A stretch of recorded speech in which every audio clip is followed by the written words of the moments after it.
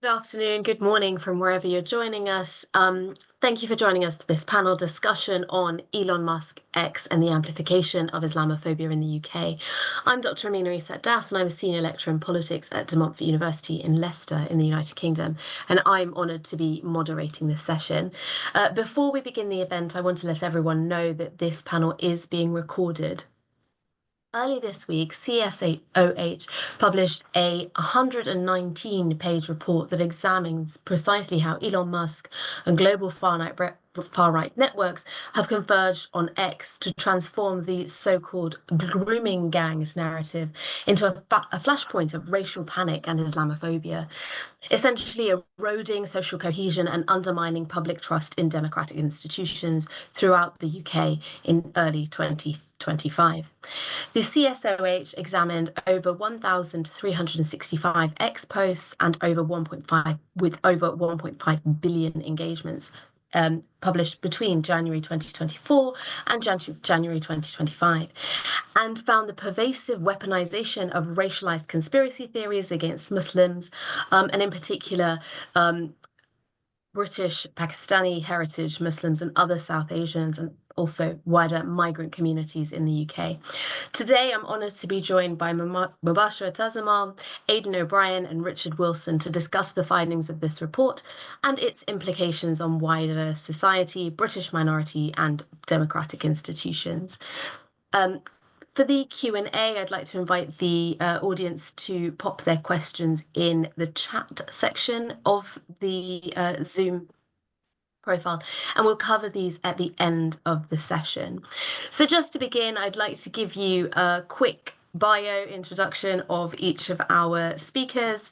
I'll then give them the chance to give their initial thoughts about the report itself before moving on to some more detailed questioning that might emerge from their contributions.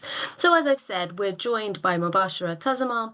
She's the Associate Director of the Bridge Initiative at the Georgetown University, and she specialises in the impact of the war on terror discourse and state-sponsored Islamophobia globally. She is undeniably an expert in the field, and she's a key resource for a number of individuals, such as educators, journalists, and she's published her work in significant major news outlets, such as the New York Times, NBC, the Washington Post, and Al Jazeera. In addition to this, her work has been featured in Politico, The Independent, Middle East Eye, the New Arab, and Byline Times. She holds a master's degree from SOAS in London and has a background in human rights advocacy and immigration law.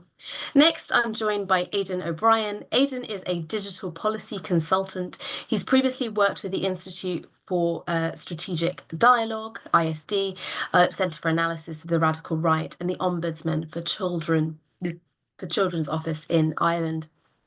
His research specifically focuses on online harassment and abuse, as well as the European election integrity and security. He holds an MA in digital policy from University College Dublin. And finally, last but not least, we're joined by Richard Wilson. Richard is the director and co-founder of Stop Funding Hate, an organisation launched in 2016. The organisation works to promote fairer media reporting by mobilizing consumers to ask advertisers to avoid funding outlets and platforms that fuel hate and misinformation. I'd like to invite our panelists to begin with some opening remarks.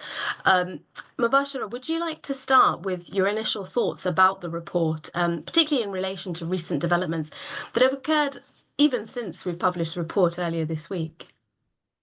Yeah, thank you. The report, I think, is a critical contribution to our understanding of how online disinformation operates and the real world consequences. It outlines the alarming reach and impact of digital propaganda, and also notes how far-right actors and anti-Muslim voices across borders have been able to connect and use platforms like X to coordinate harmful narratives and incite harm in other communities. disinformation and hate speech, they're not just digital issues. They have direct threats to social cohesion, and they've often culminated in real world violence, particularly against Muslims. And I think the focus on Elon Musk is especially significant. He's the owner of one of the world's largest social media platforms, and he has immense political and economic influence. He sits in the Trump administration, and he holds leadership roles at multiple companies. So his decisions, unfortunately, and his actions carry global ramifications. Under his leadership, X has seen the dismantling of critical content moderation infrastructure, including teams dedicated to countering hate speech. And independent analyses, including this report, provide mounting evidence that X has become a fertile ground for Islamophobia, far-right rhetoric, and conspiracy theories. And the report does a really good job of illustrating how X has enabled the formation of transnational alliances among anti-Muslim voices, allowing them to amplify disinformation and mobilize cross-border narratives. And this has played, digital infrastructure has played a crucial role in fueling societal tensions. And it creates an ecosystem where online lies that rapidly spread can escalate into offline violence. And there have been multiple incidences of this, and I can get into this later on with the Leicester riots, which I think are a really good example of this. And I think one of the report's most important findings is Musk's personal role in reviving and amplifying the deeply racialized grooming gangs narrative in January. He boosted disinformation. He was retweeting far-right voices. And then those far-right voices, capitalized on that as well. And political figures across Europe did as well, who used it to stoke xenophobia, Islamophobia, and undermine multiculturalism. The narrative pushed a false link between Muslim communities and sexual violence, weaponizing public concern for a real issue, and turning it into an anti-Muslim agenda. And I think I want to note that this sort of narrative and a lot of Islamophobic discourse that we see online didn't originate solely on social media or from fringe social media figures. The report does a really good job outlining the elements of the UK government, political establishment, and mainstream media have helped entrench this racialized framing. The grooming gangs narrative draws on from longstanding Orientalist tropes that portray Muslim men as inherently violent and sexually predatory. And I want to note that CSE, child sexual exploitation, is a very serious issue. But far-right actors, especially online, have co-opted the conversation, not out of concern for victims, but to stoke racial division and vilify Muslim communities. And there's been a complete lack of acknowledgement or introspection when it comes to the systemic failings, such as negligence from local authorities and agencies. And the focus has shifted from institutional accountability to a narrative of ethnic blame. And I think mainstream media also plays a significant share of responsibility. Just looking at British public discourse reveals just how normalized anti-Muslim narratives have become. British Muslims are routinely scapegoated in both political rhetoric and media coverage. They serve as a convenient distraction from deeper structural issues. But the scapegoating endangers the lives of millions of British Muslims. And I think one thing I would know that helps also kind of understand the dynamics we work in. When Musk amplified the grooming gangs myth, it came at quite like a politically charged moment for him. There was controversy in the US at the time where he had spoken in support of H-1B visas. H-1B visas are for highly skilled workers from overseas. Companies sponsor them to come to the US, and he was supportive of that. And his base was not. So there were far-right figures online, such as Steve Bannon, who were very critical of his support for this. And there have been some analysts who argued that his engagement with the grooming gangs narrative was a strategic move to kind of take that heat away from him, but also shore up some credibility with other nationalist factions. And so he aligned himself with far-right figures in Europe like Tommy Robinson, Viktor Orban. Recently, he's really been involved with the AfD and Nigel Farage. He was able to kind of like insert himself to European politics, which was really kind of disturbing, and actively shaping the narratives on Islam, immigration, and multiculturalism in the UK. I think this report does a really good job of exposing how digital platforms, political opportunism, and structural Islamophobia are converging to produce a very volatile and dangerous environment for Muslims in the UK and beyond.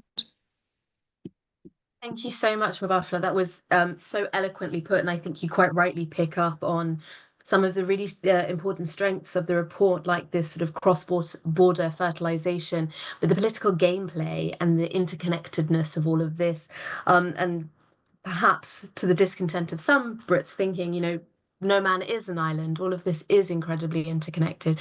And what we're seeing online is very much the mouthpiece of much bigger issues. So thank you ever so much for that contribution. I could listen to you talk all day. It's brilliant.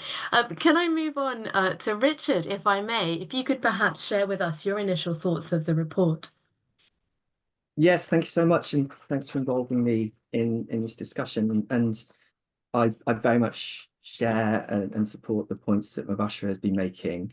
I think from a Stop Funding Hate point of view, it shows very clearly in this report that this is a social media platform that has, at the very least, seriously watered down, arguably even scrapped almost entirely its trust and safety measures. And then we're seeing what the consequences of that are. And the consequences are that an incredibly dangerous and divisive and toxic narrative is being spread on one of the largest social media platforms in the world in a way that I think probably couldn't have happened before, because they did have, they were never perfect, but they had better protections in place. And I think it's got to be a wake-up call, both for everyone on this call needs to read this report, think about the consequences of it, but particularly I think it needs to be a wake-up call for advertisers, because an enormous proportion of Twitter's revenue depends on companies we've all heard of advertising on the platform, and they don't have to advertise on Twitter. I speak to people in the advertising industry, it's not even a particularly good platform for advertisers. There are plenty other places that you can advertise that aren't acting as a vector for dangerous Islamophobic hate in the way that's been so clearly shown in the report. So I think there's concrete action that big companies need to take on this. And I think secondly, it's a very brave report for a couple of different reasons. And I'm going to start with the elephant in the room, which is that despite all the pronouncements about free speech and Elon Musk, Twitter being a free speech platform, there's a track record now of people who report on what's going on Twitter being sued in court for what they've said. And it's very understandable that some organizations might feel that they need to err on the side of caution, but actually this is not the moment to be timid. This is the moment to speak out and really talk very clearly about what's happening and how dangerous it is. So I applaud the bravery of the Centre, the Study of Organised Hate, in being willing to tell it how it is. So I think that's really significant. The other reason it's very brave is because there's so much of a tendency that if you talk about these issues in any way that the far right doesn't like, you're going to get lots of online abuse and trolling as well, and we've seen that happen over and over again. But it's also, I think, a wake-up call certainly for everybody who lives in Britain, because we've already seen last summer and on so many other occasions what can happen when misinformation is seized on and is used as a pretext for racist violence. We saw those appalling racist riots last summer where people are terrorized in their homes and on the streets, heavily driven by hateful narratives online. And given the evidence in this report, I'm very, very concerned that if we don't tackle this, and if the authorities don't tackle this, if as a society as a whole we don't tackle this, we're in danger of seeing yet more of that kind of violent disorder, people being attacked, yet more racism, discrimination at a time when we're already facing so much division. So it's not just disagreeable comments being made online. This stuff has real world consequences. And that's why I think there's a real urgency about this report and the need to kind of highlight and challenge what's happening. So I think the last thing I would just highlight, which I think is really striking, because Stop Funding Hate has a focus particularly on media platforms pushing hateful narratives, is that I saw a number of examples where some of the narratives that were being pushed on Twitter had originated with GB News in particular, which is a Fox News style TV channel here in the UK that's been going since 2021. And I think you see really clearly that hate doesn't politely and obediently sit in one category. It moves, it crosses. There's a nexus between the hate that we see in our media and the discriminatory narratives that we see in our media and the toxic racist messages that then get spread online. There's a clear connection. So you can't make a clear separation between the two. And then I think the last point is a real worry, which is that we're in the midst of a situation. It's never been easier for people to spread hate and lies online and profit from hate and lies online because of social media, because of online advertising. And yet we're faced with an establishment that is attempting to kind of deal with what you could argue is a kind of global disinformation crisis using 20th century tools, 20th century institutions. The broadcasting regulator Ofcom isn't quite a 20th century institution. It was started in 2002 or 3, I think, but that was before social media had even become a thing, right? So I'm concerned that given the scale of the problem that's outlined in this report, there's a certain amount of complacency and there's an institutional slowness to recognize both the scale of the threat and put in place the measures that are needed to actually deal with it and protect our society. So thank you very much. I'll stop there, but congratulations on a really important report. Thank you. Thank you, Richard. Thanks ever so much. And I think you've picked up on so many things. And personally, coming from an academic university background, I would completely echo what you're saying. It's so refreshing to see such an openly critical take of what is going on that's not couched behind the erring on the side of caution. I too welcome that.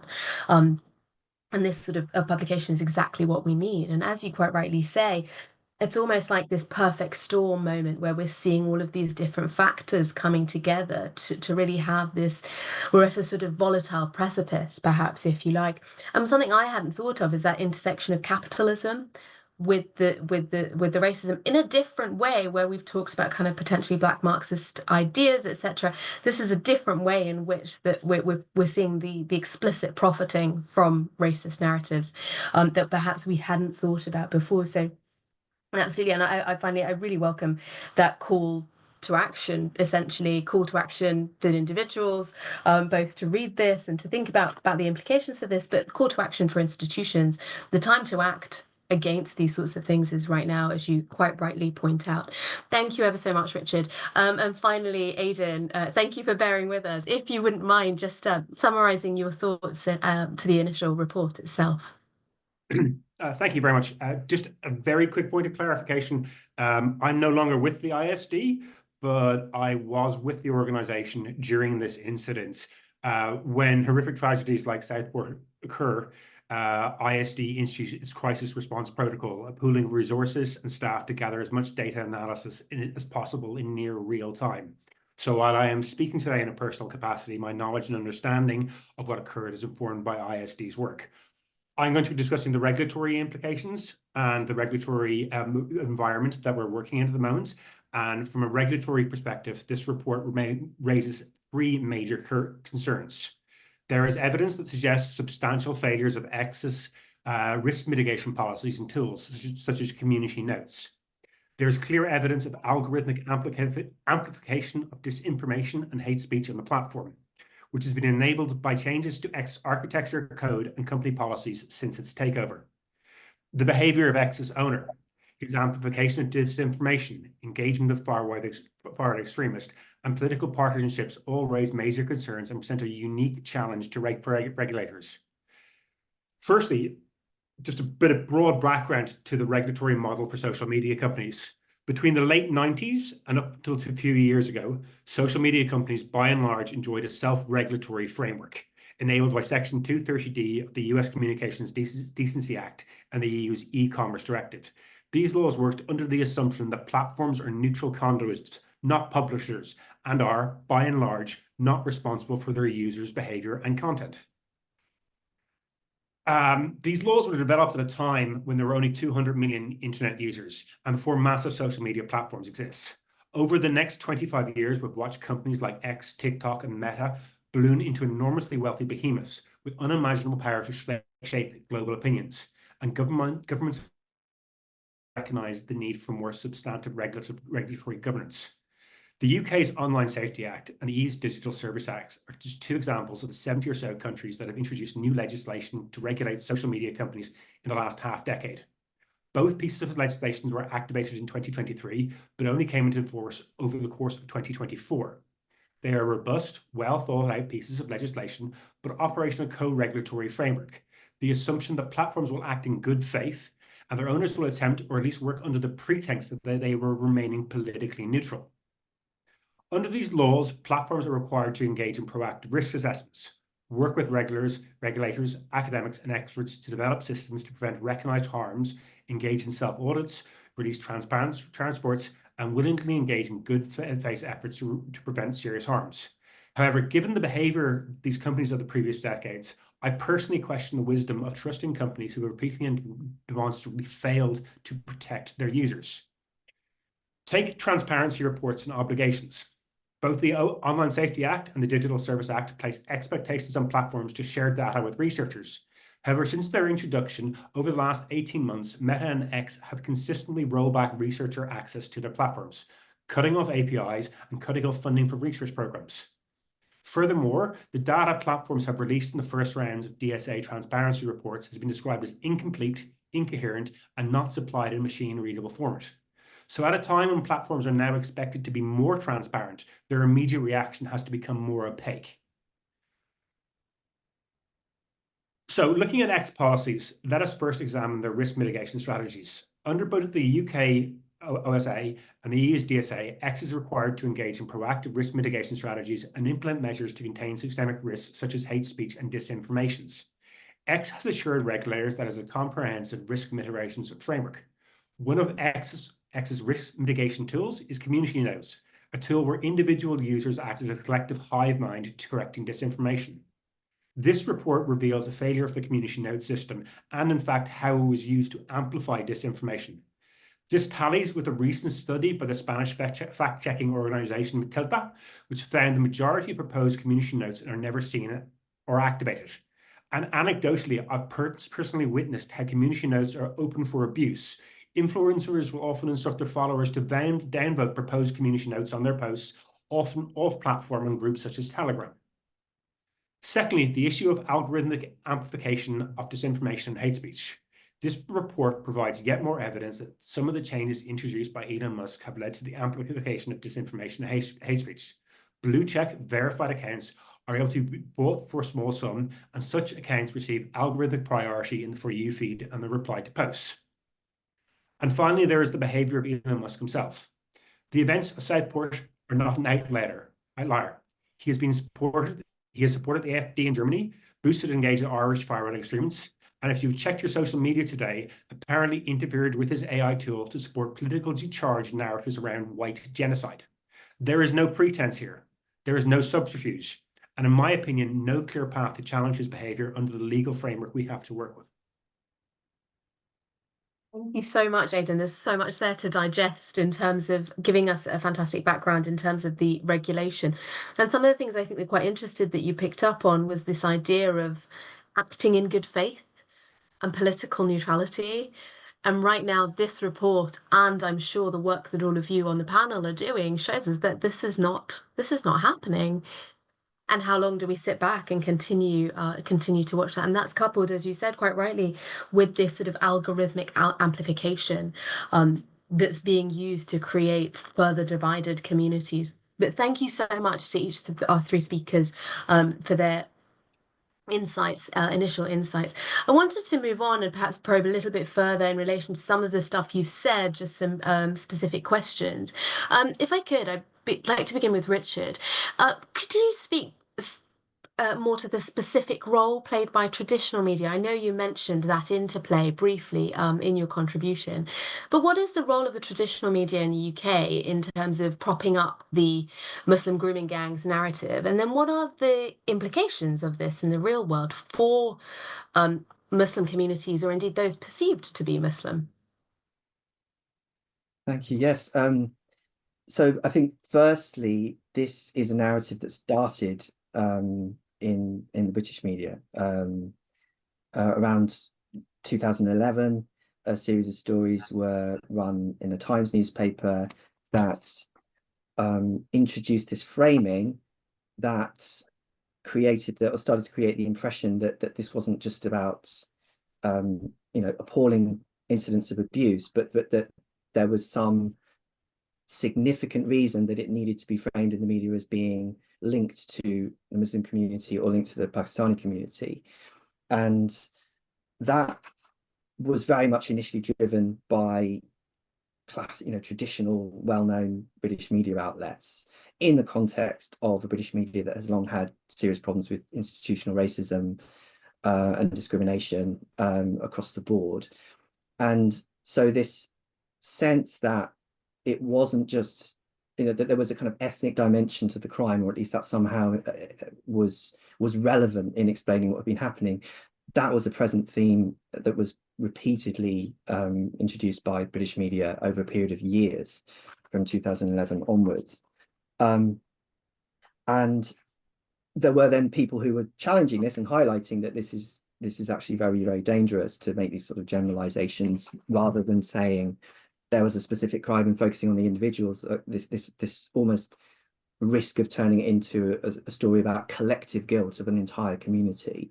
But the British media, particularly the print press, it has always been very powerful, and these narratives kept going. And then in 2017, there was a think tank that produced a report that actually was then seized on by the media, because that report by an organization called the Quilliam Foundation claimed that there was evidence that people from particular minority communities were heavily overrepresented in the statistics around perpetrators of particular types of sexual crimes. And so that then gave an extra bit of momentum to the media narrative. And so we saw a series of media stories from sort of 2017 onwards that kind of helped to push that narrative even further. And then again, there's a sort of third part, which is in 2020, the Home Office did a piece of analysis and produced a report where they concluded that actually there was no evidence that any particular ethnic group was overrepresented in these statistics. And it's easy to get lost in the detail of stats and numbers and academic analysis, but obviously the real world consequences of this are that people on the streets and in communities were being talked to, subjected to hate crimes, where this narrative was partly being used as a pretext.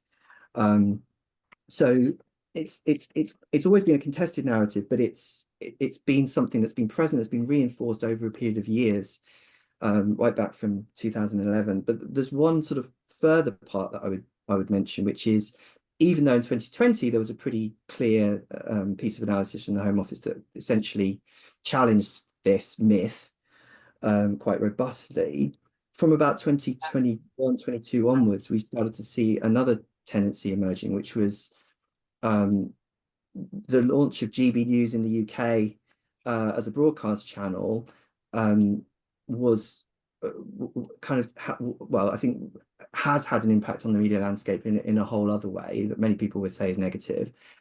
The Muslim Council of Britain Centre for Media Monitoring have been warning since 2023 that GB News have been particularly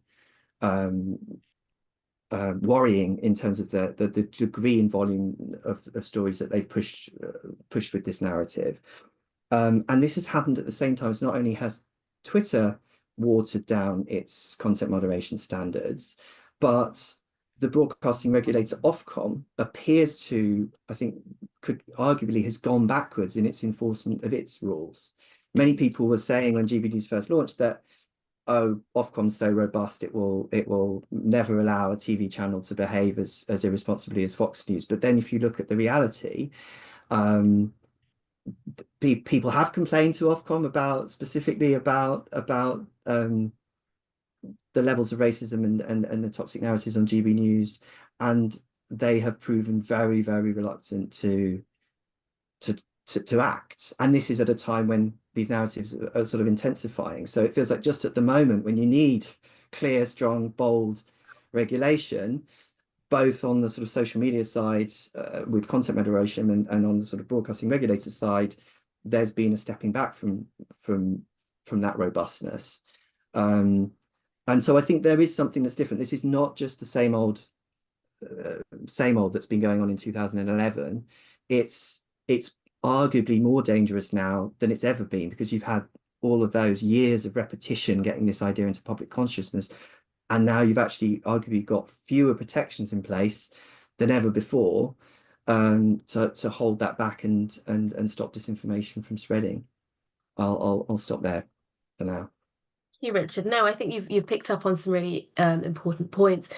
And I think a lot of this as well, it's really interesting that the 2020 UK government report has had such little traction, perhaps because it doesn't confirm these essentially now banal, normalized narratives about Muslims, about migrants in the country. You know, we've had those points and that background political development of years of austerity post 2011.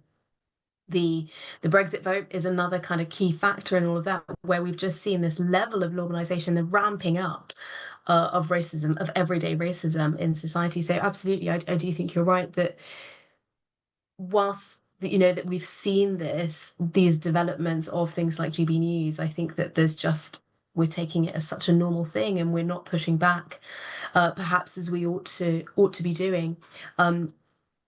But yeah, absolutely, I think that's really interesting, and the way in which I think a lot of this plays on these Orientalist dimensions, as Mubashir quite rightly said, that these are old ideas that are just being kind of recirculated, repackaged, if you like, in a way that's quite easily consumable by the masses, and scapegoating, answering away bigger problems, bigger issues that we're seeing as a society in the UK. And I think, as you said, it's quite right to point out in terms of that UK report that it's not, and as Mubashir said, that child sexual exploitation is a massive problem, but it is not a particular ethnic problem. It is a problem that humanity as a whole needs to address. We can't lay the blame at one particular community's door, as we've seen with so much of the stuff that's happened in the traditional media, and with X. But thank you ever so much, Richard, for your comments there. Mubashir, I wanted to come to you. So I'm really thinking about, so the university at which I work is based in Leicester. So really thinking about that and some of what you said earlier about the Leicester riot. So in the report, they've highlighted the threat posed by South Asia-based far-right groups, such as sort of Hindu nationalist organizations.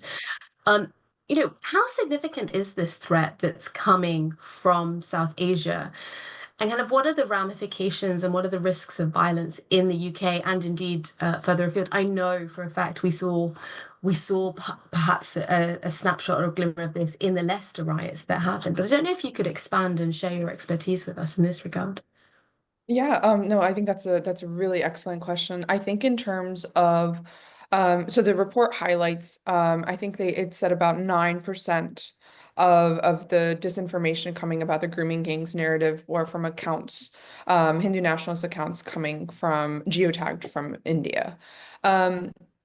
I want to point out India is the most populous country. It is for these massive social media platform companies, that's a consumer base. Most people in the country get their news and get their information from social media platforms, WhatsApp, Twitter, Facebook. that so and so forth.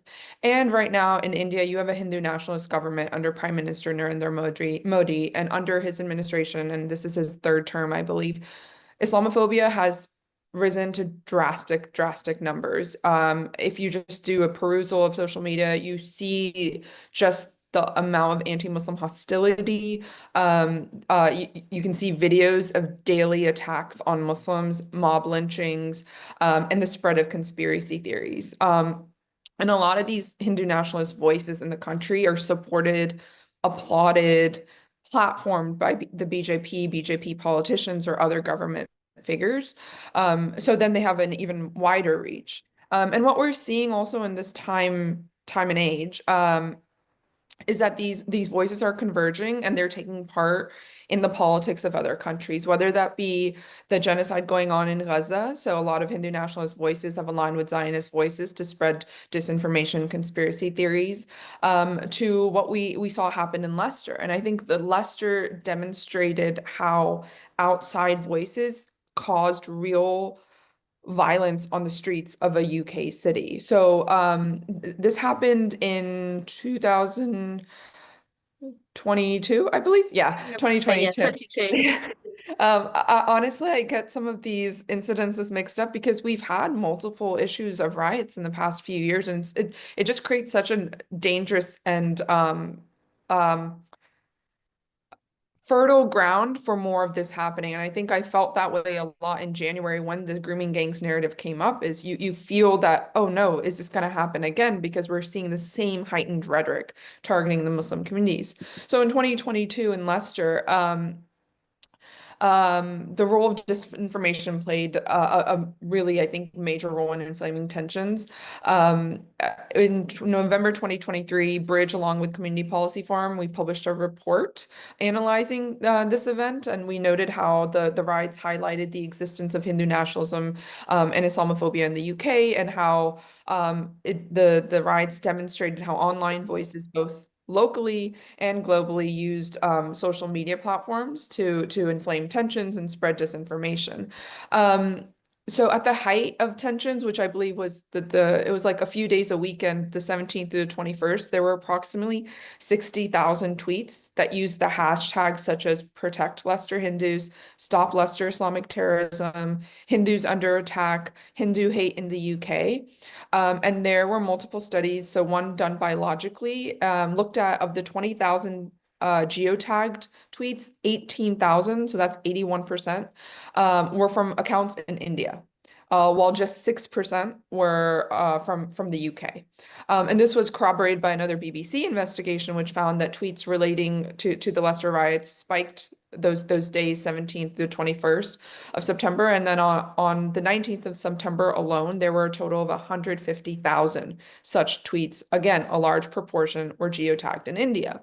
And then another thing that they found was 11 of the top 3 URLs that were used with the aforementioned hashtags that I mentioned, linked to articles from Op India. And Op India is covered in this report by CSOH as well. Op India is a far-right Indian digital outlet, and it's known for spreading disinformation and anti-Muslim propaganda, just very rampant anti-Muslim rhetoric.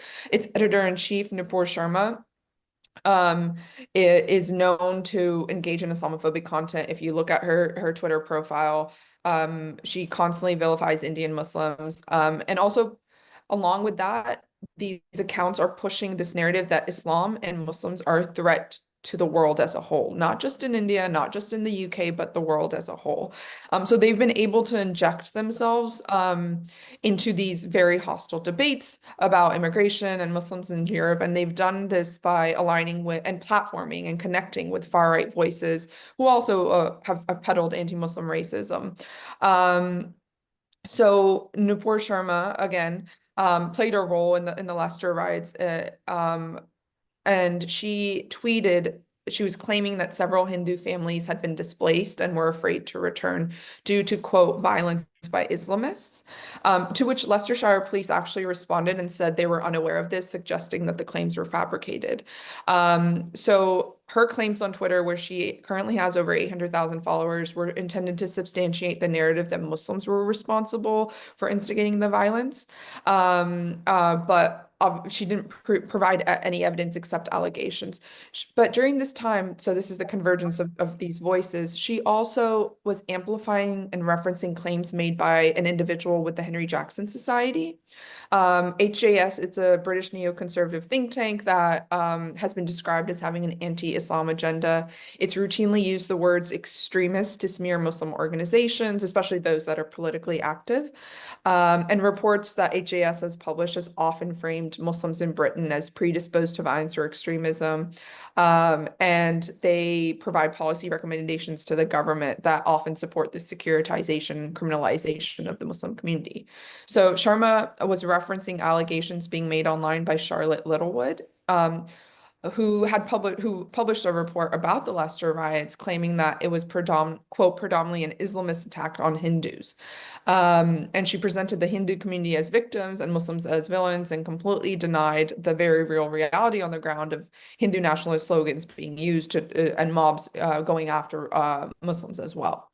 Sharma herself has denied, even the idea of Islamophobia. She thinks it's just a made up thing. She doesn't believe it's real. And I would point out that following the Leicester riots, Sharma continued to involve herself with it, in that she interviewed Tommy Robinson, who's also mentioned in the report.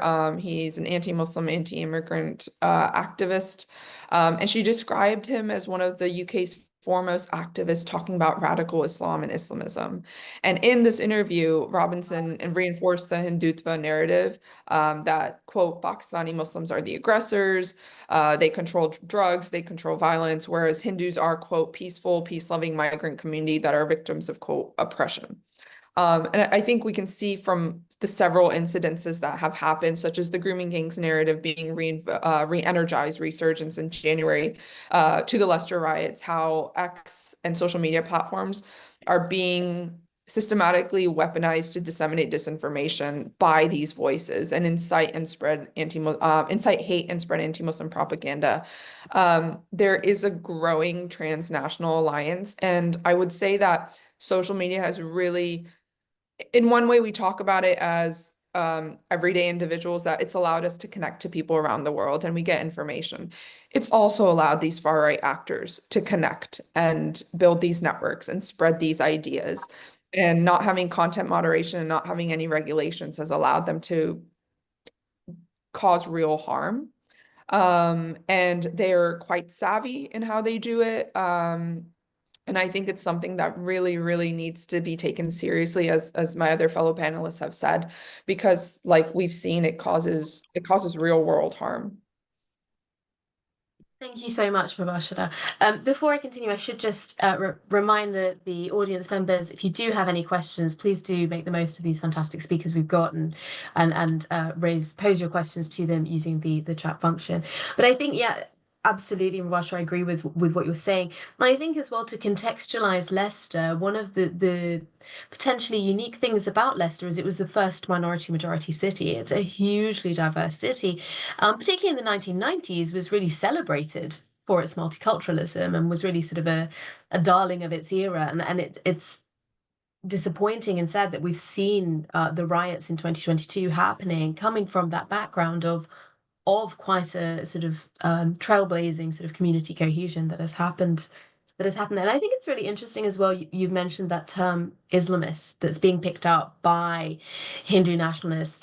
And I think as well, we're seeing it picked up in the violence today on Palestinians, the violence on Palestinians, the Islamist frame is used, but also in Muslim majority countries where states and dictators have sort of disciplined Muslim communities or Muslim population societies through this Islamist framing. So it really has got this global nocive dimension. It's being used by so many actors in so many different ways, and it's actually looking at the report, but looking at research more broadly, it couldn't be further from the truth in terms of the realities of everyday Muslimness that we see on the ground. But thank you so much, Mubashara, for that explanation and really expanding on that there.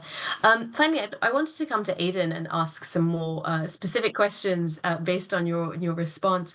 So to begin with, I wanted to ask you, do you think then X has become a site of global convergence for far-right movements across the world?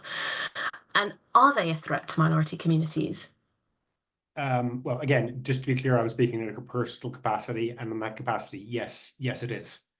In my opinion, since X's new ownership took over, the platform has become a piece of critical infrastructure for the global far right as a tool for propaganda, fundraising, and recruitment.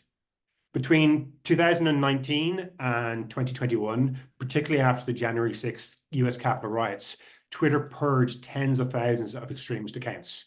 There was a forced mass migration of the far right from Twitter to Telegram in these years. Almost immediately after Musk purchased Twitter in November 2022, he introduced a general amnesty for suspended accounts, and the far right flooded back. The Washington Post has reported the far right blue tick accounts and influencers were the first to engage with X's new monetization scheme for blue tick accounts. Telegram's a closed ecosystem. People need to be already engaged in far right ideology to seek channels and groups, so it limits the far right's ability to grow. The changes introduced by X's new owner, combined with X's architecture and user base, means the far right have access to a massive community, have extra prominence thanks to the algorithmic amplification, and literally get paid to post there. It is a very toxic combination. Anecdotally, I've observed that Telegram usage has fallen off among the European far right because they simply don't need to hide there anymore. They can speak freely on X. Additionally, X Spaces, the audio chat room function, is being utilized to white pill users, to radicalize people who may have right-leaning views into full-blown white supremacists. Far-right extremists from the US, UK, and Australia are being invited by Irish far-right extremists to chats where tactics about organization, coordination, and capacity building are openly discussed, and there's next to no moderation of these spaces. It is a very concerning situation. Mm-hmm. Absolutely. And I think we could add to that list even the situation in New Zealand. That was one such example where it became violent, the massacres on the Muslim populations there, that connected and the sort of specific examples that were used by the perpetrator and sort of mentions of other far-right groups. Absolutely, I think you're right. I'm going to probe you a little bit further, if I may, Aidan. I just wanted to really think further about the UK and Ireland, and there's been numerous events of sort of escalating tensions and direct targeting of minority communities in both of those cases. And how have the governments, in your personal opinion, how have they reacted in response to this spread of online hate and the growing kind of physical violence? Sort of, are there any specific acts, etc., that have come out? Well, firstly, I think the major issue here isn't about enforcement. It's about whether legislations like the Online Safety Act or the DSA include measures to effectively hold platforms accountable in situations like this. Ofcom's initial report concluded that during the Southport riots, there was a direct link between online posts and offline violence.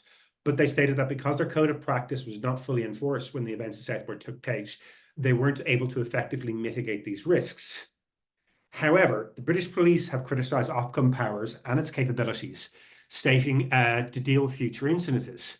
They have stated that the Online Safety Act currently has little to no bearing on scenarios such as last summer's violent disorder, because Ofcom, under its current remit, it's not its role to act as to assess individual pieces of content or take down specific posts.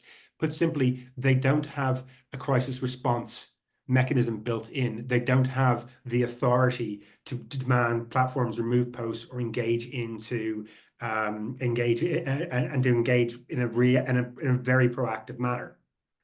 Both the Online Safety Act and DSA don't grant regulators the powers to remove specific posts. They can only monitor and reserve platforms to regulate how they deal with systemic risks. They are reactive bodies, and while they carry out audits, investigate specific incidents post hoc, their abilities to prevent or control the spread of misinformation and hate speech in real time in an emergent crisis are limited or non-existent. Now that it has been fully implemented, the UK government needs to review the effectiveness of the Online Safety Act in light of the event of the Southport and use this as an opportunity to fill in legislative gaps, such as crisis response powers. Absolutely, and thank you also for bringing in the DSA as that sort of broader pan-European regard, and yeah, thinking about these gaps. I do think that would be perhaps a better way for our politicians to invest their energy rather than some of the kind of moral panics that we're seeing circulate at the moment, but perhaps the less said about that at the moment, the better. Otherwise, we might all just get very, very angry indeed. Thank you so much to our audience members that have provided, that have put forward some of their questions. If you do have questions, please do continue to add to them, but I'll come to those now, if I may. The first question we've got is not directed at any of our specific panelists, so whoever wanted to come in and answer this. The questioner has asked, Grayson has said, how do you see the war on terror and the fear-mongering around terrorism in the US transnationally connecting with online fear-mongering created in the UK? Does it create dangerous implications and incite a global trend of authoritarianism and far-right racial extremism? I'd be happy. Who wants to come in? Mubashara, thank you. I'd be happy to take that one on. That's something I really look at. So I think a lot of the narratives, and I think I mentioned this when I talk about the word Islamist, and we have all of these words in our discourse right now that kind of really were brought forth or popularized with the war on terror in the days following 9/11, when President Bush at the time launched a war against a term. It's that in and of itself was very confusing, and it was war on terror is an open-ended, borderless, timeless campaign against ill-defined enemy. And what happened in the years following 9/11 is this enemy, the framing from the media, from the political class in the US, was very much so the enemy were Muslims and Islam. Islam was framed as the root of the violence, and Muslims being prone to extremism, terrorism, violence, whatever you want to call it. So essentially there was a playbook that was created, and there were narratives and discourses that were pushed forth that have been used by governments across the globe. So China has invoked it when it's genocide against Uyghurs. Obviously, I've talked about the Hindu nationalist government under Prime Minister Modi, and they've used the same terminology and the same sort of framing. What we see online is just an extension of that in just a very, very hostile, violent, the veil has been lifted, and it's very, very blatant, it's very violent, it's very targeted. But it's an extension of that sort of narrative we've had for the past 20 plus years.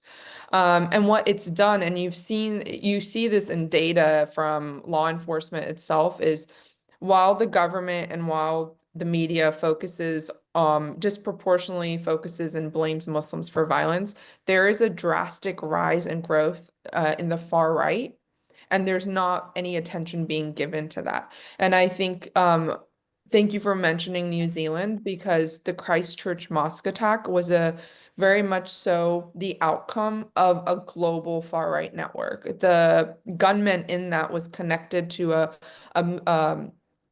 far-right white supremacist movement in Europe, Generation Identity.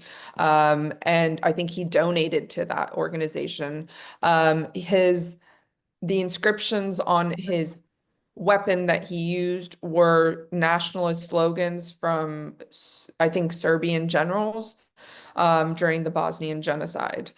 So there is a lot of this online right now, and I think Telegram, Aiden mentioned Telegram, has really, really been a central source for this. But because Islamophobia and anti-Muslim hostility has been so normalized in society for the past 20 years, when we see it online, it's almost as if it's not shocking to people, which is very dangerous, because this is the same sort of rhetoric that we've been hearing for the past 20 years, but in just more politically correct terms, I would argue. So I think it's taking attention away from real problems that are arising. We have far-right leaders across Europe. We have the far right, across the globe. I think the globe has taken a rightward shift, and they feel emboldened because a lot of their idols are in power. So yeah, it creates for a very, very dangerous and hostile environment. Yeah, there's a question from Deepak. I'd love to take it regarding can we hold Musk accountable and also the activists point. So firstly, on the activist point of view, I think that's a really great point. The Digital Service Act is a really interesting piece of legislation in the fact that the European Charter of Human Rights is embedded throughout it. It's mentioned 37 times, and platforms have an obligation to respect the Charter and users in the EU's fundamental rights. So there is a view at the moment, or perception at the moment, that the DSA is a very top-down piece of legislation, that it's run by the European Commission and it is controlling, when in fact, in many ways, it's bottom-up legislation and it is reliant on complaints. So there is a need for users to make complaints. One of the most interesting things said to me by the Irish Online Safety Commissioner recently was, do not underestimate the power of a well-written complaint. So at the moment, I'm working with a group of Irish LGBT groups to examine Meta's policy changes regarding the discriminatory language towards LGBT users that was introduced in January. So again, that is a bottom-up approach. So there is an absolute need for individuals to come forward and make complaints into your own country and into your own country's DSA and push it that way. But again, that is going to require information, that is going to require time, that is going to require money, and that is going to require expertise. And those are all in short supply. I apologize there. I was booted out of the Zoom call. I think they're listening. They clearly know what we're talking about. I do apologize. Does anybody else have any further questions from the audience that they'd like to pose before we wrap up? Oh, one last question has just come in, last minute questions. So a question from Aishik. Musk has also attempted to litigate against any attempt to stop funding hate through advertisement. Ad tech itself has become less transparent. Are there any broader strategies that advertisers can deploy to stop funding such hateful platforms? That feels like a question for Richard. Yes, I'm happy to answer that one. So firstly, there is a lack of transparency, absolutely, on these platforms, but it's still worth advertisers just making sure that they don't proactively buy ads on Twitter. And I would say to everyone on this call, if you do one thing after this call, talk to your bank, talk to your supermarket, talk to your phone company and ask them to avoid advertising on Twitter. But there is an issue with transparency, and there is a need for stronger regulations so that this murky world of online advertising is clarified, so that advertisers do get more transparency, so they have more power to avoid being in the places that they don't want to be. So I think the other thing that advertisers can do is speak out and push for that stronger regulation around advertising. And the very last thing I would just say for everyone could do is also, if you're in the UK, write to your MP and tell them about this stuff, because if MPs start to ask more questions, we will see change. Absolutely. I think there's some really interesting points, important points to emphasize there. And we've seen the power in recent months, years now, of the boycott type movements, that the consumer does have power within these dynamics and it's ours to exercise. So really, I just wanted to wrap up. I'm conscious we're almost at 4 o'clock. Just I strongly recommend everyone in the audience, please do read the report. It's on the centre's website. The centre itself really is committed to a world without hate, violence, and extremism, and the proper and thorough understanding all of these, through working collaboratively with the organisations, etc., that we've got here today. Lobbying and policy focus and public engagement. So really, please do have a look at the Centre for Organised Hate, Study of Organised Hate website. And some of the publications and points that our panelists recommended and mentioned are also cited in that report as well, like the joint report with the Bridge Initiative and the Community Policy Forum on the Leicester riots, or, as Richard mentioned, stuff from the Centre for Media Monitoring in the UK. They're all referenced within there. Unfortunately, we've come to 4 o'clock and we do need to wrap up here. But I just wanted to thank our panelists once again. So Aidan, Richard and Mubashara for your amazing and insightful opinions, voices here. It's thoroughly appreciated. And of course, to the Centre for organising this. Please do read the report and continue to support the work they do. Thank you ever so much.